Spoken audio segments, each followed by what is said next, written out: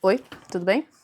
Hoje a gente vai falar do livro Please Look After Mom, da Kyung Sok Shin. Eu li ele em inglês, mas o nome é Por Favor, Cuide de Mamãe, em português. Eu li com o pessoal do Clube do Livro da Suécia, né? E assim, trigger warning, gatilho, abandono. Talvez não seja o abandono materno como você imagina, mas é outro tipo de abandono que você vai entender um pouco mais nesse vídeo. Então, continua assistindo. E se a pessoa mais importante da sua vida simplesmente desaparecesse e você percebesse que você nunca realmente conheceu ela? Esse livro trata da história de uma mãe que não conseguiu subir no trem na ida de visita aos filhos e o marido estava junto, o marido simplesmente andou na frente, entrou no trem e a mãe nunca mais foi vista, ela desapareceu. E o livro ele mostra a visão do marido, a visão da filha mais nova, do filho mais velho, de tudo que eles começaram a pensar durante o desespero e procura pela mãe desaparecida.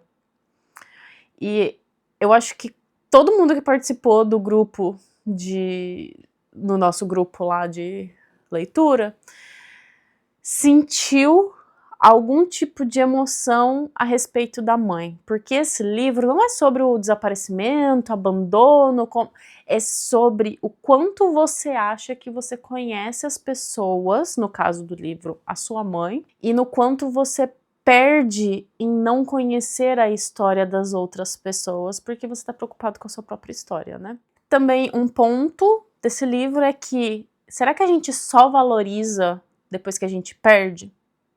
Então vamos lá na história. Essa mãe é a base da família, como todas as mães, ou em sua grande maioria. Essa mãe fazia tudo, podendo e não podendo, fazia tudo com dores ou sem dores.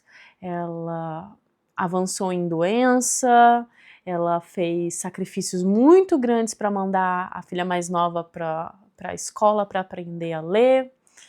E tudo isso só foi visto depois que ela desapareceu. Cada capítulo, ele mostra o quanto cada um deles achava que conhecia ela.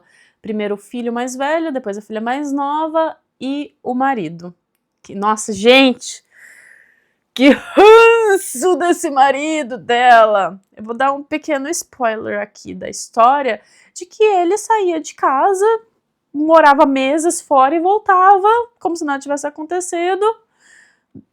E também uma vez trouxe uma mulher pra morar dentro da casa deles, assim, tipo, ai, que ranço! E aí no final ele sentiu que por terem casado muito cedo ele não pôde curtir a vida dele e foi por isso que ele fez tudo o que ele fez, mas que, nossa, como ela aguentou em silêncio, né? Ai, que ranço. E uma coisa que esse livro ele revela, como todo mundo só vê a mãe como alguém que tá lá, não vê ela como pessoa, só vê que é a mãe. Até o marido, às vezes, só vê como a mãe, como a pessoa que cuida da casa. Estando nessa função de mãe, esposa, do lar, ela cuidou de todo mundo, mas ninguém lembrou de cuidar dela. Ou às vezes achavam, ah, é a mãe se vira, né? Poxa, a mãe consegue fazer tudo. Uma coisa interessante desse livro também é que ele usa a segunda pessoa, ou seja, você. Ele cria uma culpa direta de tudo que aconteceu com a mãe a você. Sim, você. É sua culpa. Leitor que tá lá lendo. E esse livro faz, usando essa segunda pessoa na descrição de tudo, faz com que você se sinta assim, nossa, será que eu tô fazendo o suficiente na minha vida? Esse livro ele também me fez pensar em algumas coisas que eu só descobri depois que eu fui morar longe da minha mãe, e que foram conversas que a gente foi tendo, e eu fui perguntando. Depois que eu tive minha filha, fui fazendo perguntas e fui descobrindo sobre minha mãe. Minha irmã me contando que um dia minha mãe falou, todos os meus filhos estão vivendo o meu sonho, que era viajar e morar fora, porque eu não tive como correr atrás desse sonho, por constâncias da vida dela, e por agora cada um dos filhos da minha mãe viver em um lugar diferente, viajar bastante. E às vezes a gente se acostuma tanto com as pessoas ao nosso redor que a gente esquece de ver eles como humanos também, de que eles também erram e eles também precisam de ajuda, até mesmo quando não pedem ajuda. E é claro que eu tive que ler esse livro com o pensamento, sendo uma mãe, será que a minha filha vai me ver como uma pessoa à medida que ela for crescendo, ou ela também vai se perder nesse mundo de pensamentos só sobre a própria trajetória? Esse livro dói, mas é aquele tipo de dor necessária para te lembrar da sua existência e das pessoas ao seu redor. Eu tenho falado com certa frequência sobre isso, de que esses livros da cultura asiática, eles mexem com pequenos pontos dentro da gente que no dia a dia, com o telefone na mão, a gente não para analisar e para pensar mais cruamente, mais friamente. E lendo esse livro é uma porrada na sua cara que você vai parar e ficar assim, nossa, é mesmo. Devia ter perguntado isso, devia ter oferecido essa ajuda. E aí, fica aqui o espaço dos comentários para você me dizer o que você perguntaria e para quem se você pudesse hoje.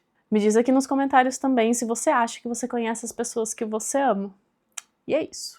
Próximo livro que eu vou fazer a crítica, a resenha, o review aqui, é o livro que eu tô lendo no momento, que é A Casa das Belas Adormecidas, que é do nosso clube do livro, foi escolhido entre a gente aqui, e esse clube do livro que eu tenho no Telegram é para quem quer ou criar o hábito ou voltar a ler aos poucos, e a gente lê 50 páginas por semana. Esse livro é de um escritor japonês, livro de gatilho, tá, gente? Recebeu um prêmio Nobel de Literatura lá em 1968 e fala muito sobre o que o homem velho, né, idoso, precisa fazer para se sentir másculo novamente. E é meio assim, grotesco a leitura, mas importante.